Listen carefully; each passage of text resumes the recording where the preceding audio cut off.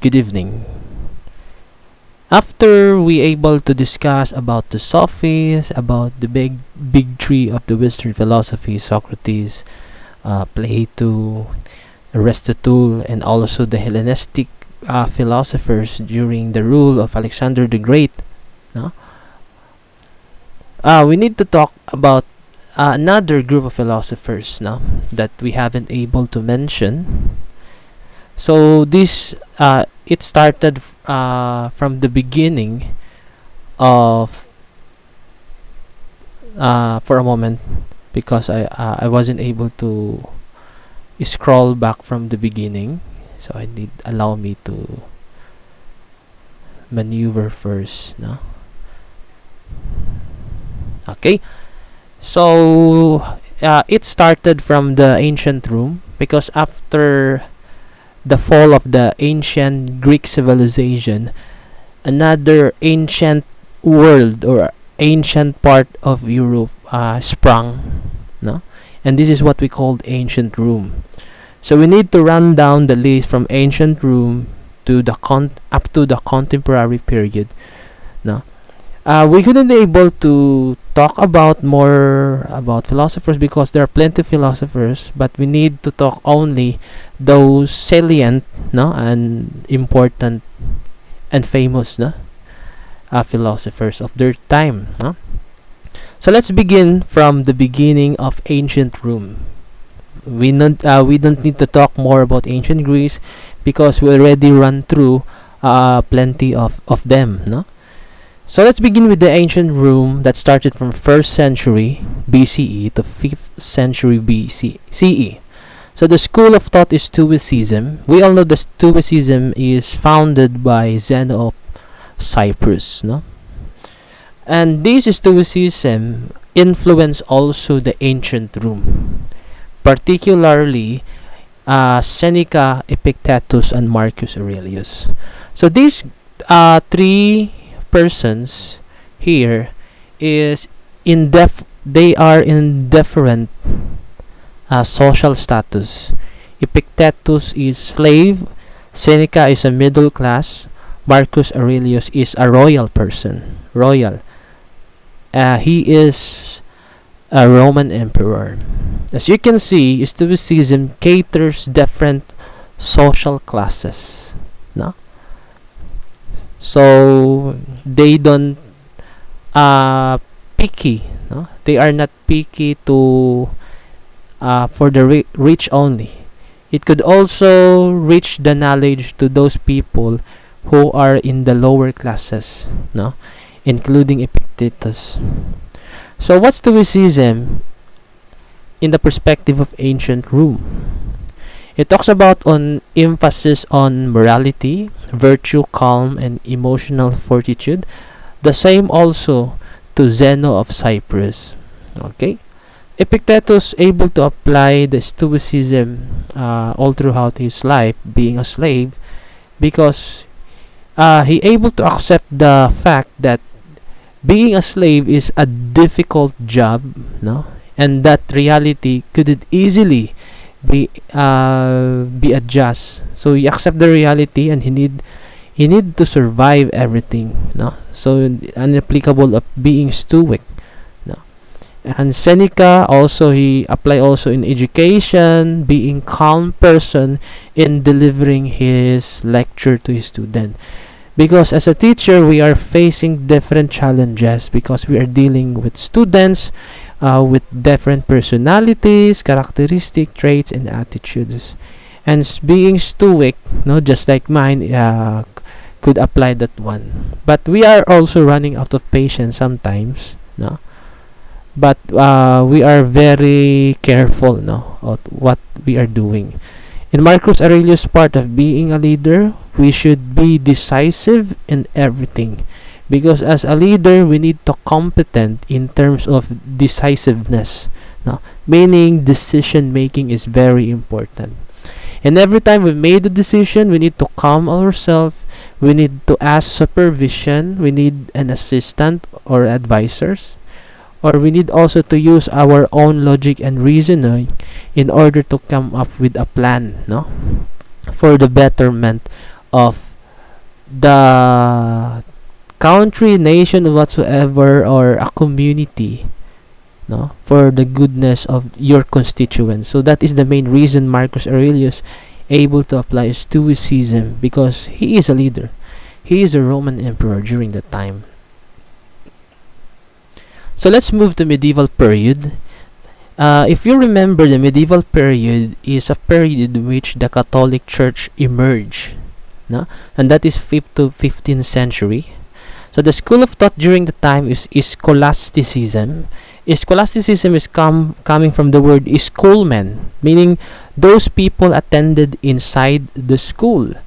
This is commonly pertains to the religious people, because during in medieval period, the most educated person, apart from nobles, apart from the royal nobles, is the priests and the nuns, or any religious officials in the church during the time. So they consider themselves as schoolmen, and only the priests have the access of the old manuscript, no, of Aristotle and Plato. Because after the fall of ancient Greece, here it comes the what we call dark ages that happen in ancient Greece, because there is a conqueror who happened to attack, no, the Greek people during the time, and then some of the readings, the manuscript and writings at the time, they born it out. So some of them were able to salvage, and then by those time, that is also the emerging year of Christianity. So there is a slow transition from Roman Catholicism, in which the priests came out, the nuns came out, and they able to preserve those manuscripts, no? Through the test of time, they able to republish that one, and able to apply the philosophical approach of Aristotle and Plato to their doctrines and to their beliefs. So that is why Saint Augustine, Saint Thomas Aquinas, and Meister Eckhart, their philosophical approach is a bit of Aristotelian and Platonic approach, no? So the main features of scholasticism is application of philosophy to define and explain religious doctrines. They commonly apply the philosophical of approach by asking the existence of God, because it is related to religion. Okay, so that is why the common example of a modern philosophers is priests. That is one of the example, because theology, one of the disciplines that commonly studied by the seminarians, or even the nuns from the convent, no, that is theology. They call it theology, and theology has plenty of philosophical thoughts on how to defend their doctrines by applying Aristotelian approach and Platonian approach on religious doctrines. So the next one is Renaissance from 14th to 17th century, no? So we have four person here. The school of thought during that time is humanism, and humanism is focusing on the human achievements or the full potential of human. So the main features of humanism is emphasis on the human person, the use of philosophy to understand society, nature, and humanity. So the notable philosophers during the time is Petrarch, Desiderius Erasmus, Niccolo Machiavelli, and François Rabelais. Okay, so Desiderius Erasmus and Rabelais is a writer, as well as Niccolo Machiavelli. and Petrus as well. And Petrus is one of the earliest humanist renaissance that exists, and he able to apply his vernacular dialect to its writing, because during that time they want to what we call this one, they want to promote their vernacular language into the writing, and Petrarch is very good at that. So for me, there's only one person I want to share you with this, and that is Niccolo Machiavelli, and his controversial book The Prince, no? And he is the author of The Prince, and his very common line is, "It is better to be hate than to be loved." No, that is his common line. And the content of The Prince, it talks about on how the monarchs, he talks about the prince or the monarchs, or seriously the king or any royalty that has the potential to lead up the people. So as a leader, you need to be shrewd and crafty, so that people will submit into your power.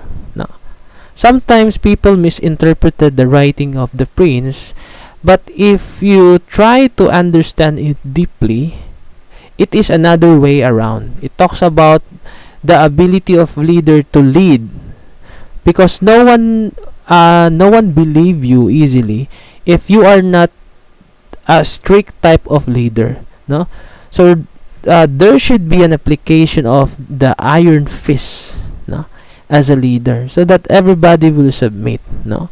So there might be some misinterpretation of his writing, but what Niccolo Machiavelli is trying to convey is that we need to submit sometimes our rights to the government, no. Because if we don't want to submit some of our rights to the government, we might be in danger, no. No one will protect us, and we all know the government has the only authority, has the authority or authorized to lead the people in order to protect someone's.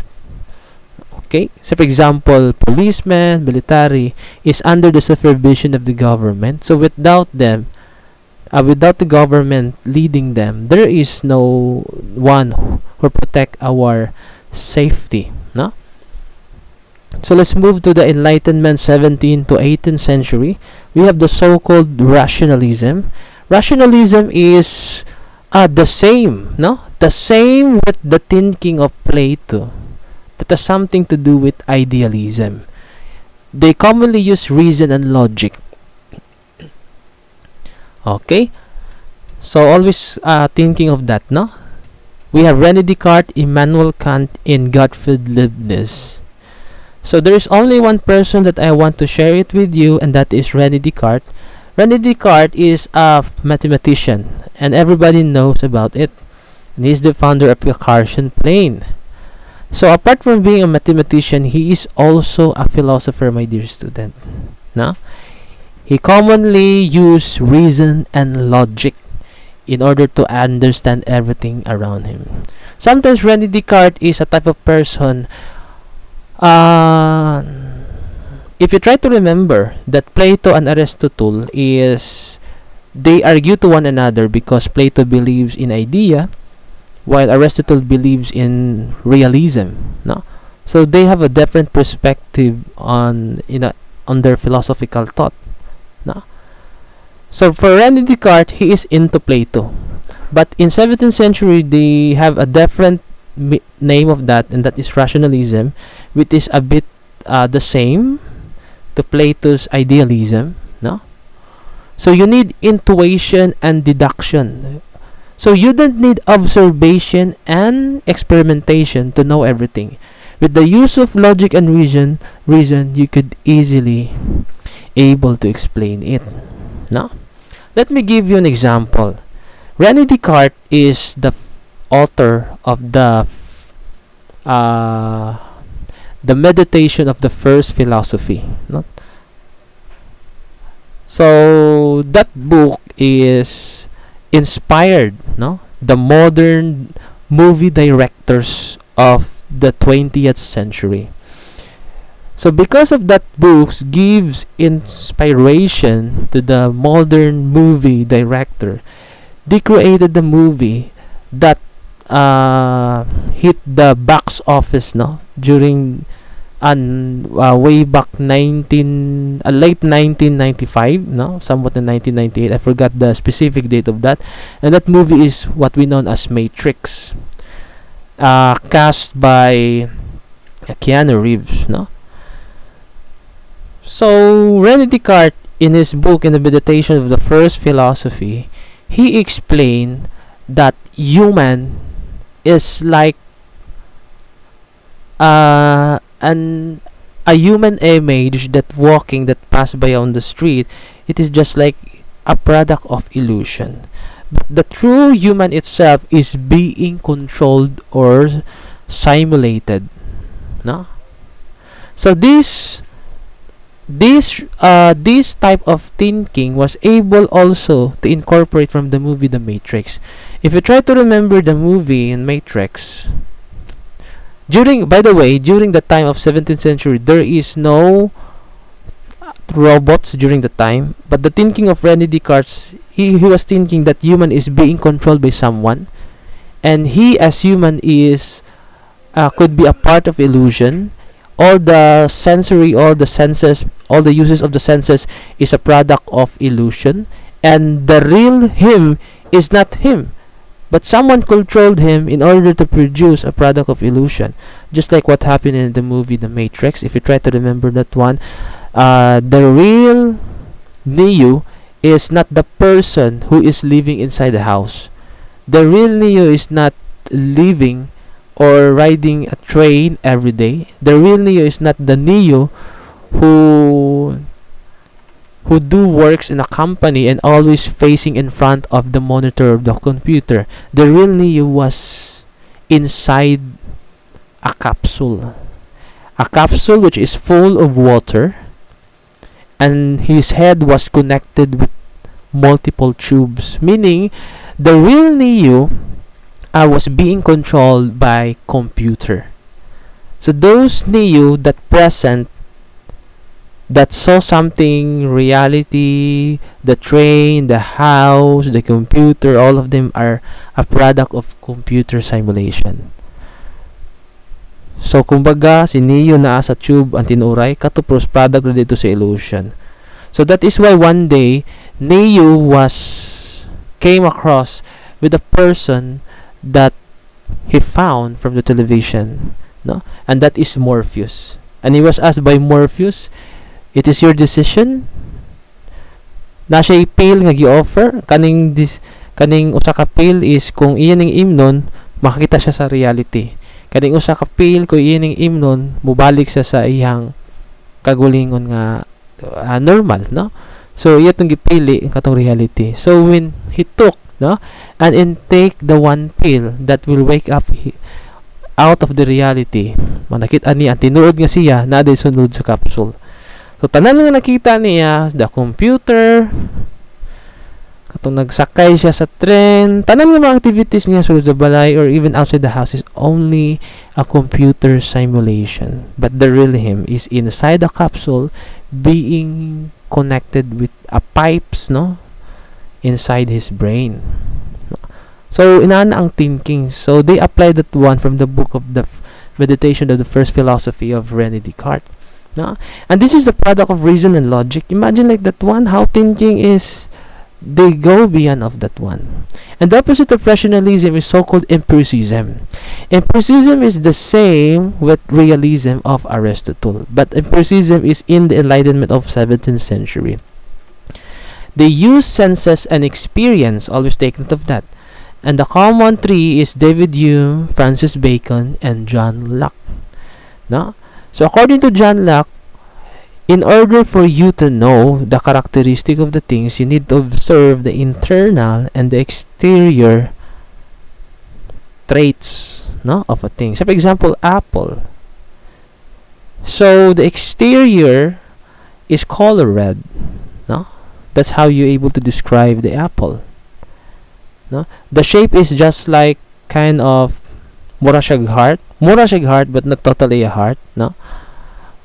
Ang internal niya, if you try to slice the apple, you could see that the color is different, dirty white, and it has a seed on it. No? So, if you want to observe something, you must know of the both exterior and internal. No? The same also if you try to observe a person, you need to know also the external trait of the person and also the inner trait of the person. If you talk about inner trait, those are the unconscious, and not totally unconscious, those are the traits that being hidden. No? Na siya mga personality nga hidden. And then for those things that you can see clearly in your eyes, if you're encountering this person, those are the traits that you can see no? Externally. So, okay, so for example, the appearances, like that one, long nose, blue eye, blondie, like that one, no? So, internal traits, it could be emotions, feelings, no? Or personality, like that one. Okay? So, that is, no? Using senses and experiment. The same with David Hume and Francis Bacon. They are an empiricist. If you are studying rationalism, you are rationalist. If you are studying empiricism, you are empiricist. No? So these people, three people, are into experiment, no? Because they want to know the absolute truth by observing, by experiencing, and with the use of senses and perception. Lahi sila sa rationalism. Ang rationalism, reason and logic naman.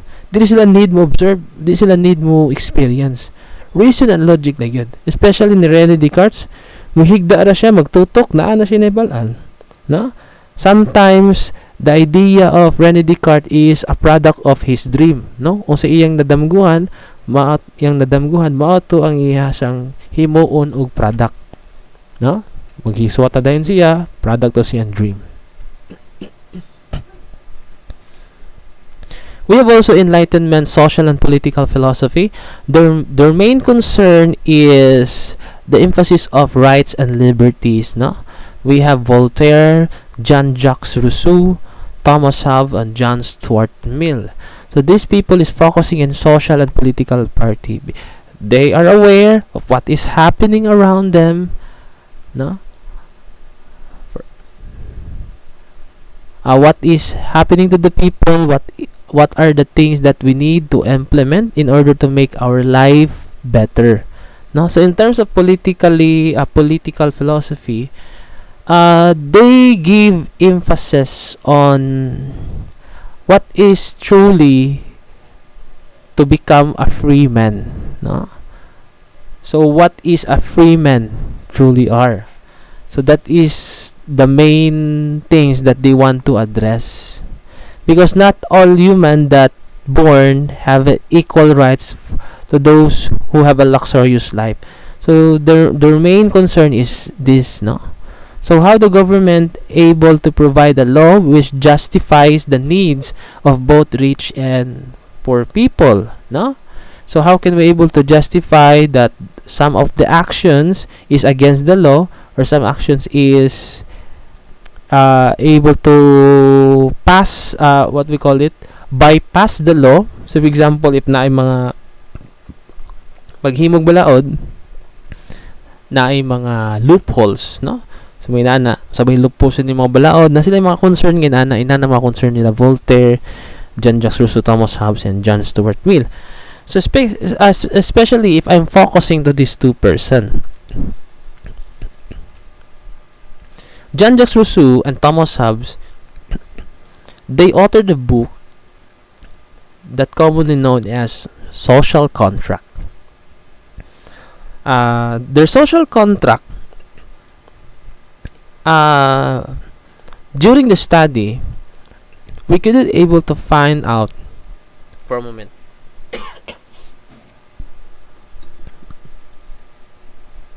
We couldn't able to find out the main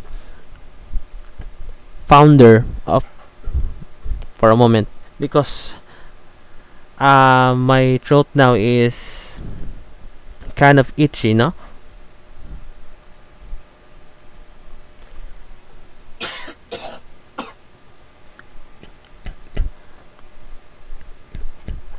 Okay, so let's go back. So we couldn't find out the origin or the founder of the social contract theory, but these two philosophers, they have their own social contract. What is social contract theory?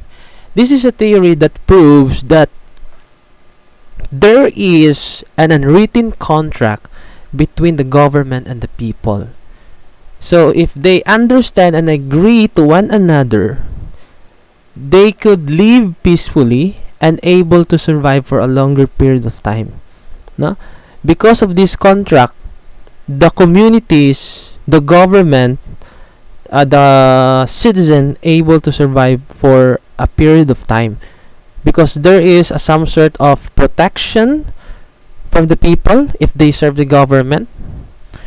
If the government serve the citizen will do their best to work with the government. Same as that, no? So give and take, give and take, give and take. So that is the system. Jean-Jacques Rousseau's social contract theory and the social contract theory of Thomas Hobbes is different, because the application of Jean-Jacques Rousseau social contract theory is based on democratic state, while Thomas Hobbes is based on monarchical state, meaning hari o reyna. So let's have Jean-Jacques Rousseau. In Jean-Jacques Rousseau social contract theory, in a democratic state, the citizen must submit some of their rights to the government, so that in return the government will protect them. So for example, what are the rights that we are going to submit to the government? So for example, income. No? We have the right to income, but some of our income must submit to the government in terms of tax. No? So how can we improve the lives if we are not gonna pay the taxes? So we need to contribute to the government, so the government will plan, no? So that the facilities and the amenities are free and accessible to the people, especially to those people who are less fortunate, no? So give and take. So provide, submitted the rights, government will provide the tax, people will provide the tax, the government will provide an infrastructure that will benefit and will give access to all people, no? So give and take. So Thomas Hobbes as well, his social contract theory talks about give and take as well, but in monarchical state, which is ruled by a royalty. So if the citizen or the subject is submitting their rights to the king will also provide them a protection, no? Mga military like that one. The same idea lang gihapon good. Pero ang naka-differentiate lang, my dear student, kay Jean-Jacques Rousseau, iyang gigamit ang social contract theory sa democratic state. Thomas Hobbes monarchical state lang, no? Inana lang pagsabot. Okay? Simple lang kayo, di ba? The next one is modern period. We have positivism. The founder is Auguste Comte, no? He studies and observes the relation between things and laws of science. Knowledge is based on observable phenomena, according to Auguste Comte. According to Auguste Comte, the only believable thing is based on science. Example, the law of gravitational pull. No? If we mention ka mga inana, that is an absolute truth according to Auguste Comte. No? So studies and observes the relation between things and laws of science. No? Everything that provided by scientific confirmation, it's being verified, confirmed by the scientists. No? And then this theory become a law, meaning we are able to apply this one in real life. And this is really happen. Example, law of gravitation, no? Ni Isaac Newton. Law naman siya, so meaning applicable siya, no? But it doesn't mean to say the theory is not applicable, but the law is more pretty convincing compared to the theory. So knowledge is based on observable phenomena. Okay? So if you observe something which is odd, and then it can be proven by science. That is the absolute truth. That is according to Auguste Comte. Okay. Next one is utilitarianism, founded by Jeremy Bentham and John Stuart Mill. If you remember, John Stuart Mill also came out from social and political theory. He is also the founder of utilitarianism. Utilitarianism is an action is morally right if it produces the greatest good for the greatest number of people. Okay, what is this? If your action will benefit the majority, that is you provide an happiness for the greatest number of people. And that is utilitarianism. So for example, your action is beneficial to the community. No? Once they see that your action is beneficial to the community, everybody is happy. So, providing a happiness for the greatest number of people.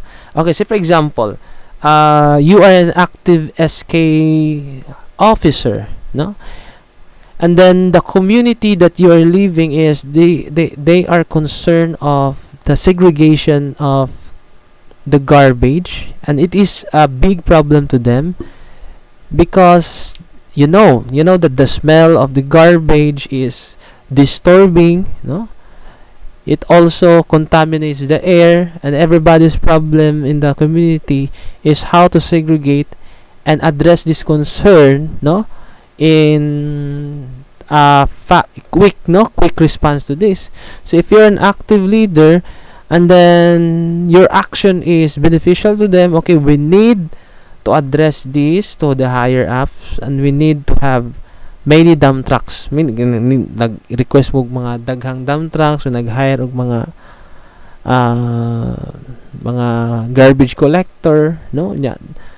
Gisulduan, so paspas ang pagsegregate sa kuan. And then wala problema na. So meaning your action is beneficial for the majority, no? So once action is beneficial for the majority, you are producing a happiness for the greatest number of people. So that is very simple, no? So for example, no, you will go to the vacation, and then you are 10, no? You are 10 of your classmates will go to the vacation, and there is one person who will not who take down the offer. Di siya mo-appeal, no? And then kamong 9 di mo appeal kundi siya mo-appeal. Nakaron inyo i-convince para mo-appeal siya, no? So if convince ninyo mo-appeal siya, meaning he brings happiness for the greatest number of people para magkuyog mo tanan. So that is the core features of utilitarianism. And this is applicable in politics and economy, in which the people is beneficial to that economic changes, and also the political decision of the leader or the head of the state, no? So this is a bigger part application of utilitarianism. So let's move to pragmatism. It emphasizes on the practical use of knowledge and ideas, no? The notable philosophers is Charles Peirce, William James, and John Dewey. So this is a correct spelling, no? Natural baligtad ginaiyang Peirce, gaw na ginaang i, no? Pragmatism is you apply the knowledge that you have learned in a practical way. You literally apply that one, no? Okay? One of the example is John Dewey, no? John Dewey is he thought of something of, because John Dewey is an educator, and then ganahan siya, ang iyang plano sa pag-teach is ma-apply siya sa classroom. So for example ka ng mga demonstration, mga collaborative activities, no? Kay John Dewey man na, no? So sige siya plan of educational lesson plan nga how to make the classroom will become more enjoyable to the students. So he proposed a plan, he had a thought inside his mind. Okay, so this is the plan. We are going to have an activity, collaborative activity. But he wasn't satisfied of that because he wasn't able to apply yet, no, inside the classroom. So being a pragmatic person, you need to apply it, no, practically in real life. So what he did when the class started, his plan inside his mind about collaborative, he able to apply that one, and that is the example of pragmatism. The same thing happened to William James and Charles Peirce. No, they have their thoughts inside their mind and they able to apply it. No, okay. So that is some of the example of pragmatism being practical. Okay. I forgot the name of the specific founder, no? Ang nakadiscover ng yellow fever. Ang nakadiscover ng yellow fever, my dear student, is dili unta ni siya ma-discover if wala gi-pragmatize sa usa ka doktor, no? Because during World War, I forgot what World War is that. I guess that is Cuban War. During the time, Cuban War. And there is a growing problem of disease, no? From the army during the time. And the doctor is they have no idea what is the source of the disease. So the only thing they observe that there are plenty of mosquitoes around, no, the trenches. So they try to observe, they try to beat themselves with a mosquito, and they observe that after several days they also got the same symptoms with the army who got in, and they believe, and they try to test their blood. From the blood they try to compare that one, and it is uniform, no, the traits of the blood sample is the same. So because of that application, they able to found out and realize that the cause of the disease is the mosquitoes, the bite of the mosquitoes. So they come up with this known as yellow fever. So you need to search that one because I forgot the name of that doctor, but his application has something to do with pragmatism. Sometimes pragmatism is very dangerous because you need to apply it literally, no, in order to experience and realize the outcome of it. So inana ka grabe ang pragmatism. But if your plan is the same with John Dewey, the collaborative, it is fine. But if your idea is just the same doctor who is able to experience the yellow fever, it is quite dangerous, no? It will sometimes compromise your life as well, no? So that is the essence of pragmatism. Existentialism is the human experience is defined by the views, emotions, and actions of the individual. So it is something to do with human experience. If you try to remember the trends of thinking, ito ka remember mo, no? Katong cosmocentric, theocentric, anthropocentric, and existentialism, no? So existentialism is go beyond from the anthropocentric because they are not talking about the ability of human or the full potential of human, but also they study about the emotions and actions of the individual, and it is more on decision making choices. So it has something to do with that. So the notable philosophers during the time is Soren Kierkegaard, Friedrich Nietzsche, Martin Heidegger, Jean-Paul Sartre, and Simone de Beauvoir. Okay, so these are the 5 notable philosophers during the time. Their common topic, they authored plenty of books. Now each of them they have a book, and they have plenty of things to share based on their experience and how a human able to stood up, in this reality, accepting the reality and how to get rid of it, so how to make decision in your life that will alter that will unfold everything around you, that will unfold one event to the other. So those are the things that they commonly talk about. It is quite deep. If you try to read it, you will understand it comprehensively. Okay, we have now the phenomenology. Experience is studied based on the subjective viewpoint of the individual. How could we able to find out that the specific study is true or not? So to prove that, according to Edmund Husserl, we need to ask different people what is their view regarding about it. So for example, research survey is an example of phenomenology. In order for you to know the answer of your research, no, by providing them an instrument, you need to ask multiple people. So for example, what is the most delicious ice cream? No? Is it cookies and cream or ubi flavor? No? So you need to pass it down the survey questionnaires. No? So what is their subjective viewpoint about the most delicious ice cream? So after gathering it, you're able to find out who is the most delicious according to them. According to them, the most delicious is cookies and cream. No?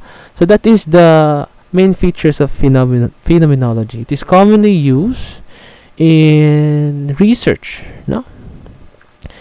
Because we need also to know that what is the viewpoint of other people, because the viewpoint of one is not the same to the other one. Okay? So that is founded by Edmund Husserl. The next one we have Albert Camus. No, silent S because he is a French. He's the founder of absurdism. Man will never understand the human condition and the meaning of life.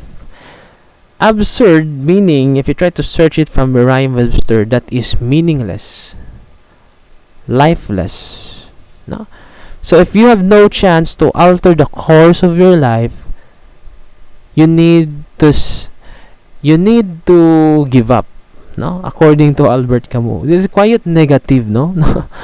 I-give up nimo imong life, no? So if you try to study deeply the absurdism of Albert Camus, understand nimo fully yun, no? Sometimes misinterpret man sa uban ang unsay pasabot sa absurdism ni Albert Camus.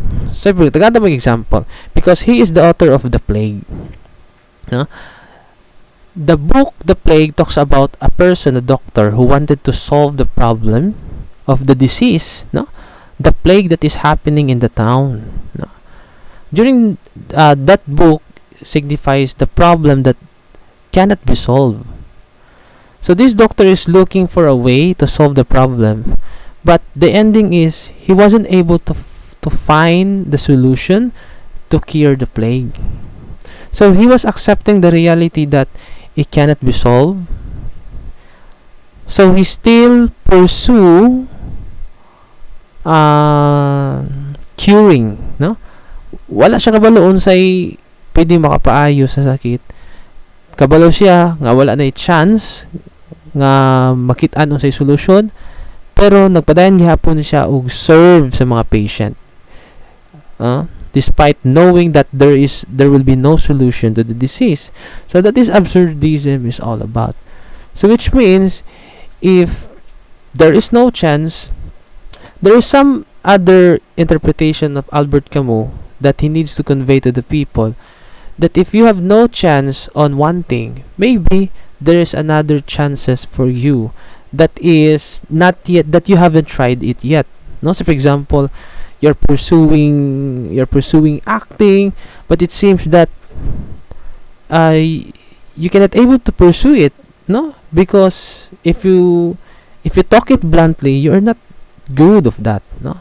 But there is something things that you did not yet discover, but you're good at it, no? So you need to give up something, and then you look for something that might interest you, no?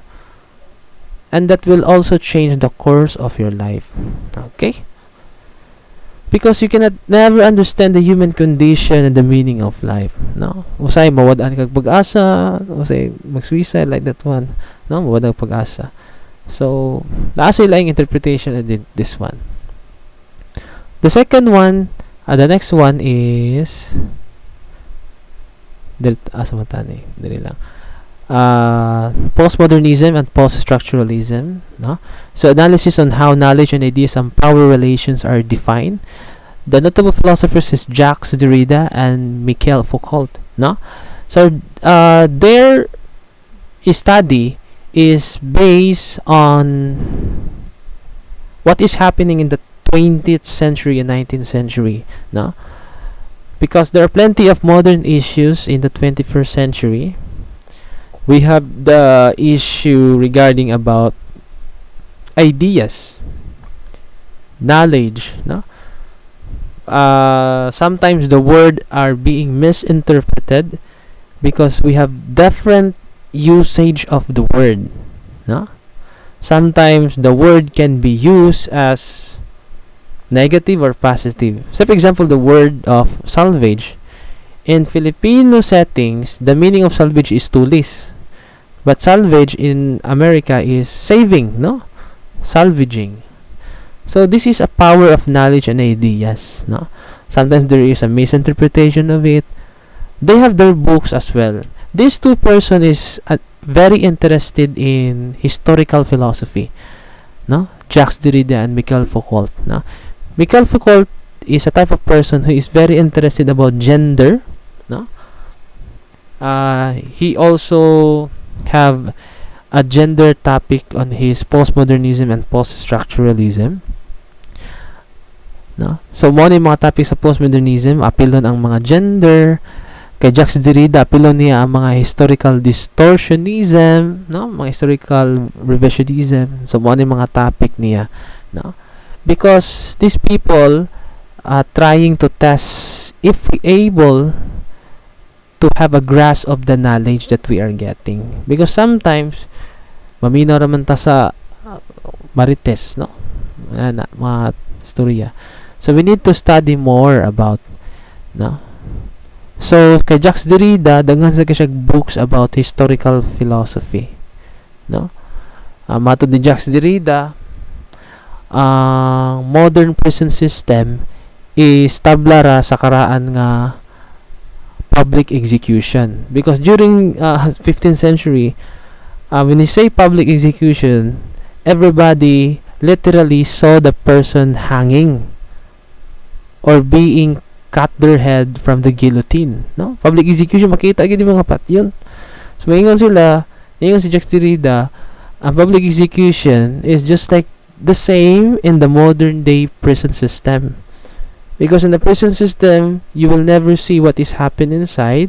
Once the prisoner is inside the prison, maybe the warden or the jail warden beaten up, no, those prisoners, no? Murag po gidagdaog sa mo lang dahil murag ginapatay, no? So dagan kasi mga story and that one. Okay.